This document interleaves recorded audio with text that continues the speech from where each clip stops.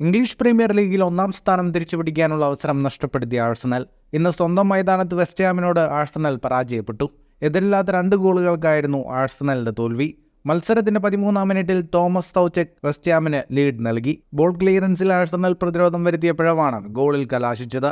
ഇതിനുശേഷം ആഴ്സണൽ ആക്രമണം ശക്തമാക്കി. സാക്കിയുടെ ഒരു ഹെഡർ വെസ്റ്റ് ഹാം കീപ്പർ രക്ഷപ്പെടുത്തിയപ്പോൾ ഒരു ഷോട്ട് പോസ്റ്റിൽ തട്ടിത്തെറിച്ചു. രണ്ടാം പകുതിയിൽ 55-ാം മിനിറ്റിൽ ഒരു കോർണറിൽ നിന്ന് ഹെഡറിലൂടെ മാവ്രോപനോസ് വെസ്റ്റ് ഹാമിന്റെ ലീഡ് ഇരട്ടിയാക്കി വിജയമുറപ്പാക്കി.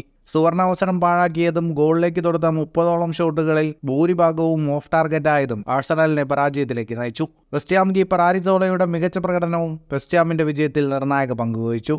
മത്സരത്തിന്റെ അവസാന നിമിഷം വെസ്റ്റ് ഹാമിന് അനുകൂലമായി ലഭിച്ച പെനാൽറ്റി ആഴ്സണൽ കീപ്പർ റയ രക്ഷപ്പെടുത്തി. ഇന്നത്തെ ജയത്തോടെ വെസ്റ്റ് ഹാം 19 കളികളിൽ നിന്ന് 33 പോയിന്റുമായി ലീഗിൽ 6-ാം സ്ഥാനത്തെത്തി. 40 പോയിന്റുള്ള ആഴ്സണൽ 2-ാം സ്ഥാനത്താണ്. 42 പോയിന്റുള്ള ലിവർപൂളാണ് ലീഗിൽ 1-ാമത്. മറ്റൊരു മത്സരത്തിൽ ബ്രൈറ്റൺ 2-നെതിരെ 4 ഗോളുകൾക്ക് ടോട്ടനാമിനെ തോൽപ്പിച്ചു. ബ്രൈറ്റനായി യാവോ പെട്രോ ഇരട്ട ഗോളുകൾ നേടി. ജാക്ക് ഹിൻഷൽവുഡ്, പെർവിസ് എസ്തുപിനാൻ എന്നിവർ ഓരോ ഗോളും നേടി. വെലിസ്, ബെൻ ഡേവിസ് എന്നിവരാണ് സ്പർസിനായി ലക്ഷ്യം കണ്ടത്. ജയത്തോടെ 19 കളികളിൽ നിന്ന് 30 പോയിന്റുമായി ബ്രൈറ്റൺ 8-ാം സ്ഥാനത്തെത്തി. 36 പോയിന്റുള്ള ടോട്ടനം ലീഗിൽ 5-ാമതാണ്.